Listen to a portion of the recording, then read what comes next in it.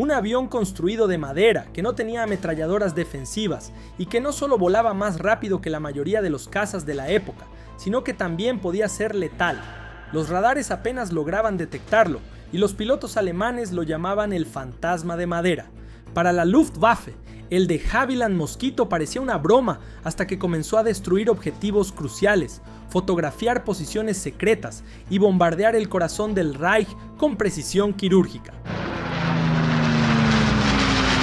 Pero lo que realmente aterrorizó a los alemanes fue el hecho de no entender cómo aquel avión tan ligero, sin protección, podía atacar, escapar y desaparecer como si fuera invisible. Desesperada, Alemania terminó haciendo lo impensable. Reclutaron a un criminal británico, prisionero en territorio ocupado, y lo transformaron en espía. El plan: lanzarlo en paracaídas sobre Inglaterra para sabotear la fábrica del Mosquito. Solo que había un problema. Aquel espía, Eddie Chapman, era imprevisible, incontrolable y extremadamente astuto, y causaría un caos sorprendente para todos. Lo que verás a continuación no es solo una historia de espionaje, aviones y sabotaje, sino también digna de una película hollywoodense. Es un duelo psicológico entre imperios, donde la mentira se convierte en arma, el espionaje en teatro, y un avión de madera cambia el rumbo de una guerra de acero. Cómo un avión sin cañones desafió a Hitler, cómo un estafador se convirtió en héroe nacional, y por qué hasta hoy el Mosquito es considerado una de las aeronaves más brillantes de la historia. Hoy te contaré sobre el Mosquito y el espía. El escenario: Europa, 1940. Las tropas de Hitler avanzan sin resistencia por Francia. Holanda cae en pocos días y Noruega ya está bajo control alemán. Gran Bretaña, sola, observa la caída de sus vecinos y sabe que será la próxima. La Luftwaffe vuela libre, bombardeando Londres noche tras noche. Las sirenas de ataque aéreo se convierten en la banda sonora de un país sitiado. Pero mientras la guerra estalla en los cielos y en la tierra, una batalla diferente comienza en los bastidores. Una guerra de ingenio. En un discreto taller en Hatfield, en el interior de Inglaterra, los ingenieros de Havilland trabajan contrarreloj en algo que muchos consideran absurdo: un avión de guerra sin armas defensivas hecho de madera. El objetivo sobre el papel: vencer por velocidad, no por fuerza. Geoffrey de Havilland creía que si el avión era lo suficientemente ligero, podría volar más rápido que cualquier caza enemigo y escapar antes de ser alcanzado. Su propuesta es ridiculizada por el gobierno británico, pues en plena era del acero y el aluminio, usar madera no tenía sentido, sonaba a suicidio, pero la desesperación por defenderse no dejaba alternativas. Con la escasez de aluminio, la guerra exigía soluciones creativas, y fue así como nació el proyecto del DH-98 Mosquito. Pero, mientras los primeros prototipos toman forma, la amenaza silenciosa que el Mosquito representa ya comienza a incomodar a los alemanes. El avión es demasiado rápido para ser interceptado, demasiado flexible para ser anticipado. Göring, jefe de la Luftwaffe, estalla de furia. La Abwehr, el servicio de inteligencia militar alemán, recibe una orden directa: detener al Mosquito a cualquier costo. Pero ¿cómo destruir algo que ni los cazas podían alcanzar? La respuesta no vendría del cielo, sino del submundo, de las sombras. En una húmeda celda en las islas del Canal, ocupadas por los nazis, está preso un británico con un pasado explosivo, ladrón, falsificador, especialista en robos, hábil con gelignita. Eddie Chapman, el tipo de hombre que sobrevive a base de riesgo. La guerra le ofrece una oportunidad única: cambiar la celda por el espionaje. A cambio de su libertad, promete a los alemanes destruir el corazón de la producción del Mosquito, la fábrica de Havilland. Y aquí, es en este punto donde dos historias se cruzan: la de un avión improbable que vuela demasiado alto para ser derribado, y la de un criminal encantador que desciende demasiado bajo para ser ignorado. La guerra apenas comienza y el juego está a punto de cambiar. Parte 1. El Mosquito y el ladrón.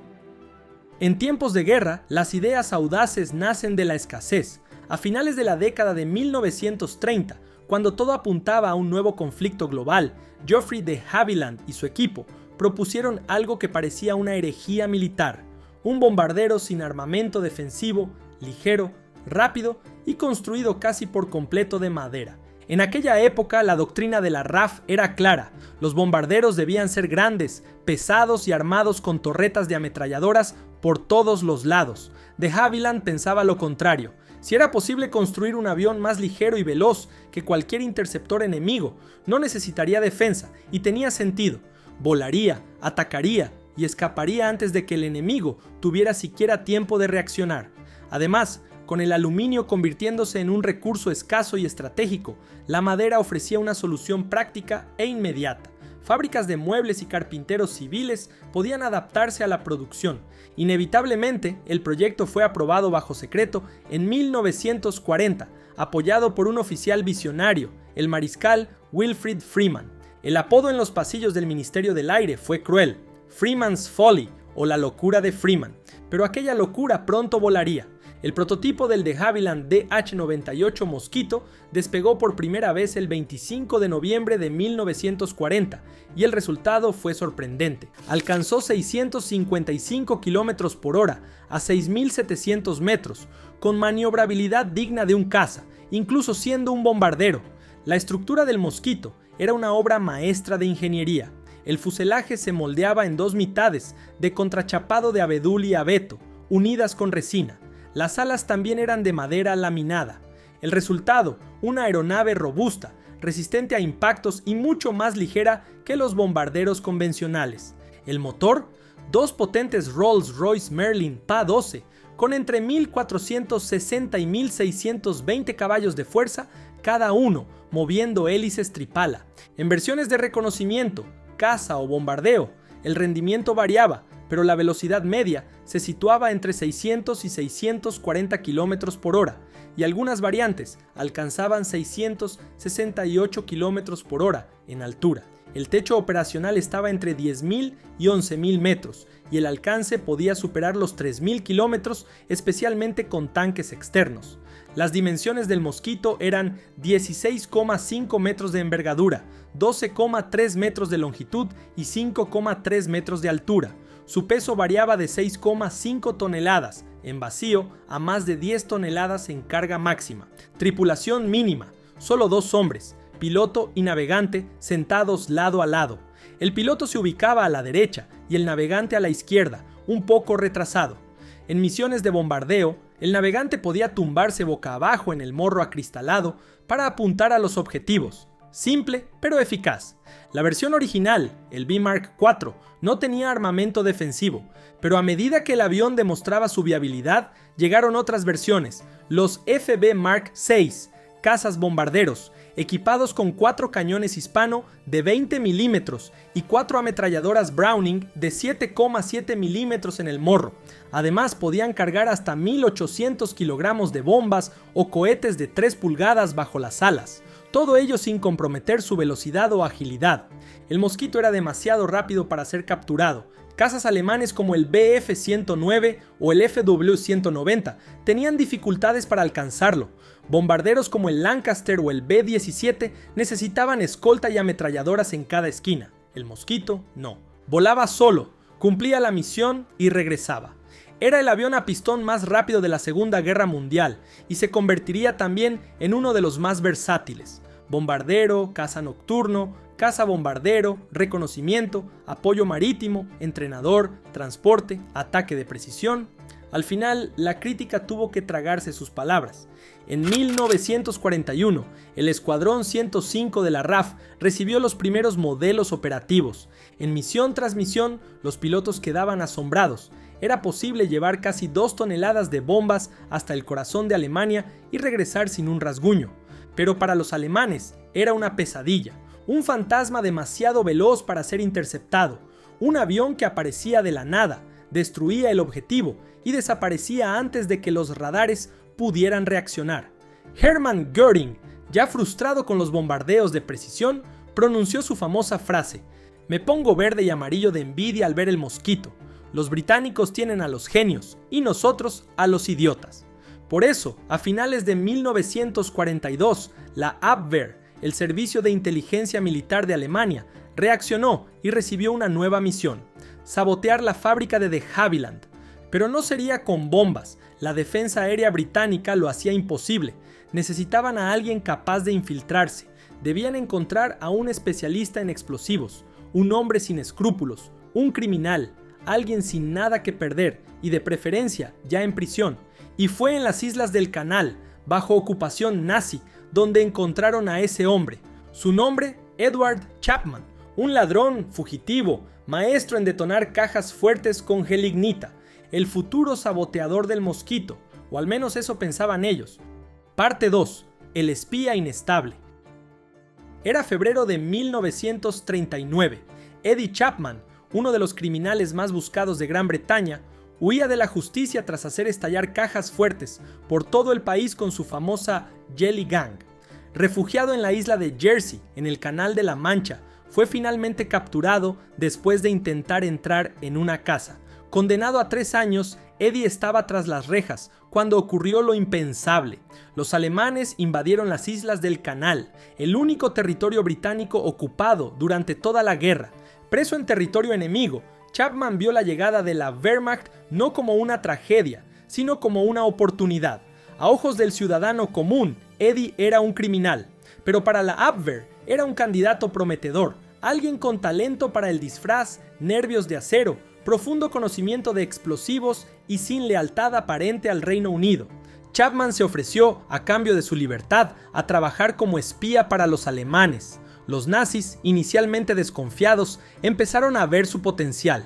Un británico ya buscado por la policía, sin raíces patrióticas, capaz de entrar en su propio país sin levantar sospechas. El reclutamiento se hizo oficial y Chapman fue trasladado al Fort de Romainville, en las afueras de París. Allí comenzaba su transformación.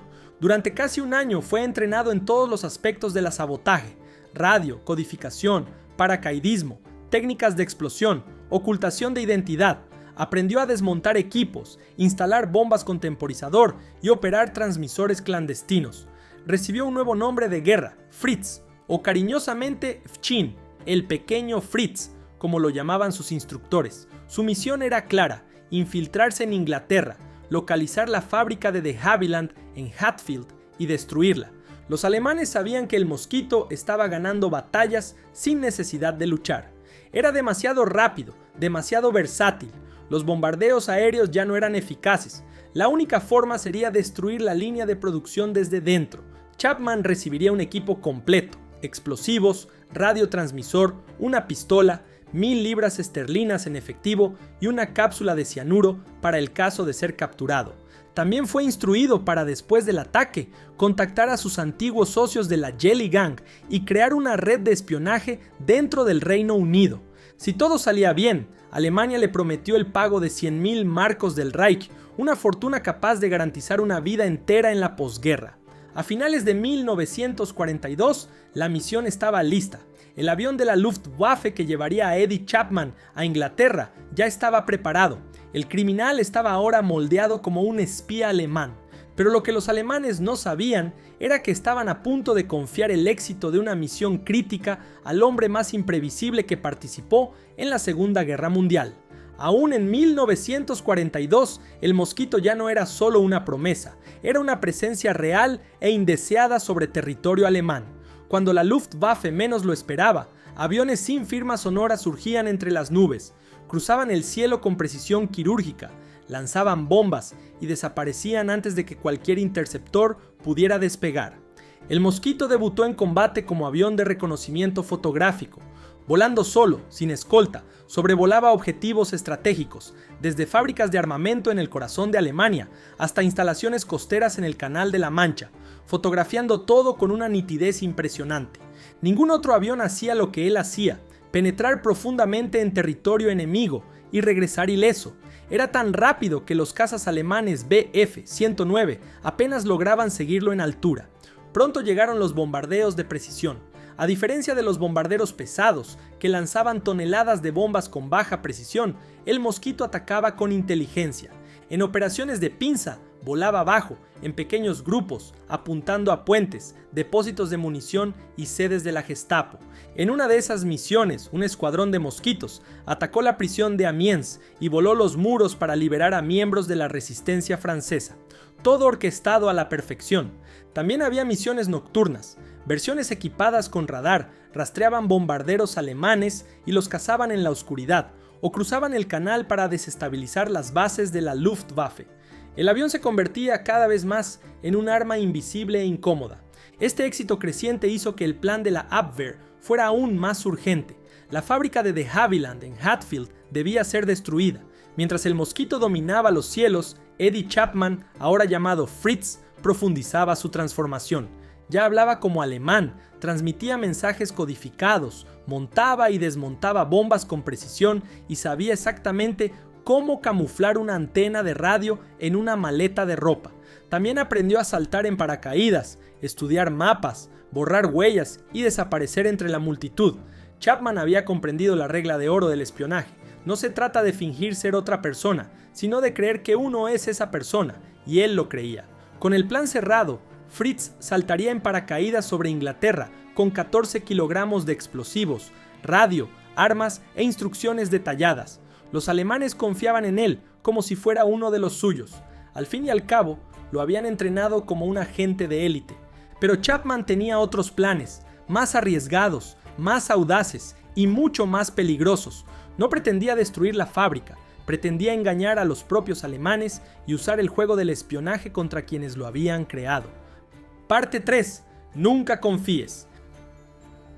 En la noche del 16 de diciembre de 1942, un bombardero de la Luftwaffe sobrevolaba la oscuridad del este de Inglaterra. A bordo, entre cajas de equipo y una tensión contenida, viajaba el agente recién formado Fritz, el criminal británico convertido en espía alemán, con el poder de cambiar el rumbo de la guerra. Pero el salto casi terminó en desastre. Cuando se abrió la escotilla sobre Munford, en el condado de Norfolk, Chapman quedó atrapado en el compartimento. Cuando logró soltarse, el avión ya había pasado el punto de lanzamiento. Acabó aterrizando en paracaídas en las cercanías de Littleport, en Cambridge. Allí, en lugar de buscar su objetivo, Chapman mostró un resto de patriotismo, escondió su equipo y se entregó a la policía local. No era una huida, era estrategia. Había decidido cambiar de bando. El MI5 ya lo esperaba. Gracias al trabajo de decodificación de la inteligencia británica en Bletchley Park, los ingleses sabían que un espía enemigo sería lanzado en el país. Preparaban una operación de captura, pero Chapman les ahorró el esfuerzo. En poco tiempo fue llevado al Campo 20, un centro secreto de interrogatorios en Londres. Allí enfrentó al temido teniente coronel Robin Tin Eyes Stephens, famoso por arrancar la verdad a cualquiera. Pero Chapman no mintió, reveló todo: su pasado criminal, el entrenamiento con la Abwehr, los explosivos, los códigos, los planes, y lanzó una propuesta audaz: convertirse en agente doble. El MI5, intrigado, vio potencial. El espía era astuto, carismático y muy motivado. Recibió el nombre en clave Zig-Zag en honor a su estilo de vida imprevisible, y con él nació otro plan arriesgado: fingir la destrucción de la fábrica del Mosquito sin dañarla en lo más mínimo. Chapman visitó Hatfield junto a su nuevo controlador, el agente Ronnie Reed. Analizaron el lugar, estudiaron el plano de la fábrica e imaginaron la historia perfecta. Chapman diría que saltó un muro, colocó una maleta con explosivos entre transformadores y otra en un edificio secundario que en realidad era una piscina fuera de uso. Añadiría que contó con la ayuda de un cómplice, su antiguo socio Jimmy Hunt, que por ironía aún estaba preso, lo que dificultaría cualquier verificación por parte de los alemanes. La misión ahora era doble. Chapman debía parecer un héroe a ojos de Alemania, mientras el Reino Unido protegía su mayor base tecnológica. El juego había cambiado, ahora con más elementos peligrosos, mayores riesgos y el futuro de la guerra en juego.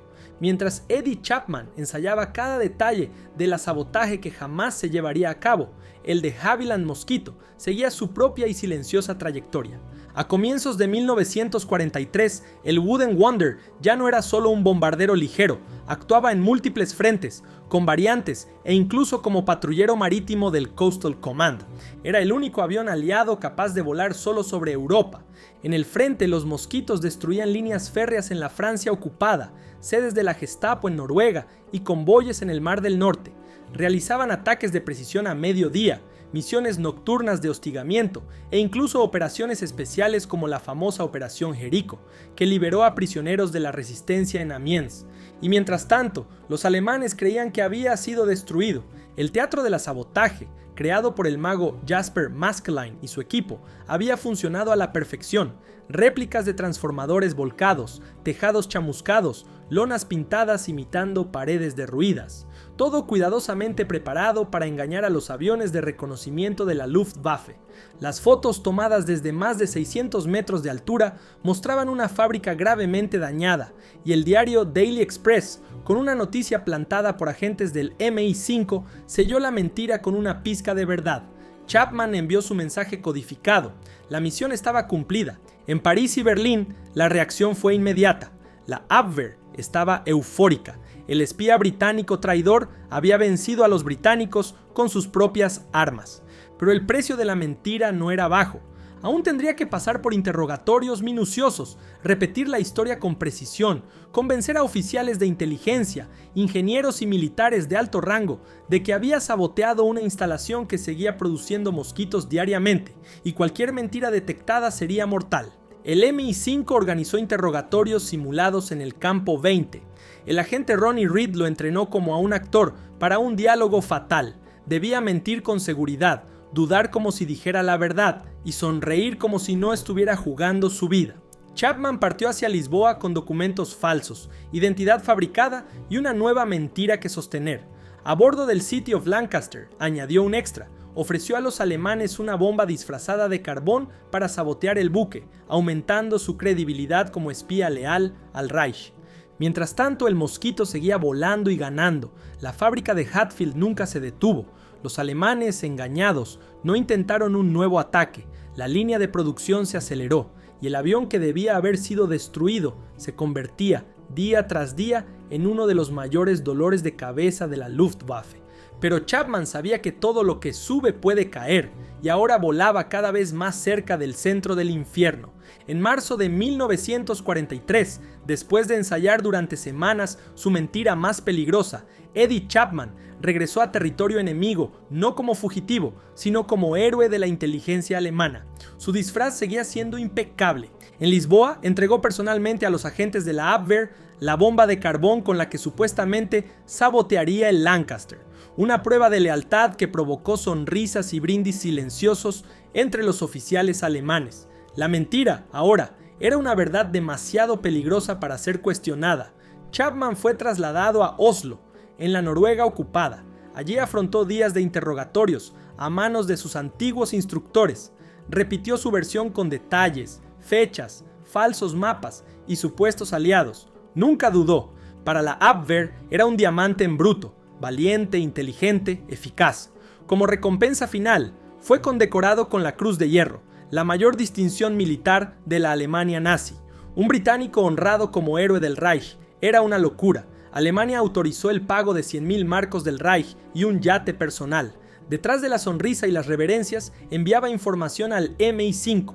Discretamente fotografió los rostros de agentes alemanes que entraban y salían de su casa segura. Transmitió números, códigos y direcciones. Y más aún, fue asignado para entrenar a nuevos agentes de la Abwehr, enseñando métodos que en realidad eran conocidos y manipulables por los británicos. Cada lección era una trampa en construcción. Y mientras tanto, el mosquito alcanzaba su punto más alto. Parte 4. El legado de los héroes. En 1944, el avión se convirtió en protagonista de misiones icónicas, ataques a la sede de la Gestapo en Copenhague, destrucción de viaductos, trenes blindados, baterías antiaéreas y centros de mando. Era utilizado para iluminar objetivos para bombarderos pesados, cazar los V-1 en el aire y realizar operaciones especiales, como aquella que salvó a prisioneros políticos de la resistencia. La RAF usaba el mosquito como un bisturí, no como un martillo, quirúrgico y preciso. Con el éxito de la farsa de la sabotaje, los alemanes nunca volvieron a atacar la fábrica de Hatfield, y el avión que debía haber sido silenciado siguió volando más alto, más rápido y más letal. Después del día D, Chapman fue lanzado nuevamente en paracaídas sobre Inglaterra. Su nueva misión era informar a Alemania dónde estaban cayendo los U-1, misiles teledirigidos lanzados contra Londres. Chapman informó que estaban alcanzando el centro de la ciudad con precisión. En realidad, fallaban gravemente, cayendo en las afueras. Su informe falso impidió que los alemanes corrigieran la puntería y, según historiadores, salvó miles de vidas. Pero la mentira tenía un precio. Chapman comenzó a comportarse como siempre lo había hecho: bohemio, impulsivo, imprudente. Frecuentaba clubes, se relacionaba con el bajo mundo londinense y terminó siendo apartado por el MI5 en noviembre de 1944. Aún así, recibió 6.000 libras esterlinas por el servicio, equivalentes a más de 300.000 libras actuales, y más importante, obtuvo el perdón oficial por todos los crímenes cometidos antes de la guerra. En la posguerra escribió sus memorias, abrió una tienda de antigüedades, un spa y compró un castillo en Irlanda. Falleció en 1997. Su verdadera historia solo salió a la luz en 2001, con la liberación de los archivos secretos del MI5.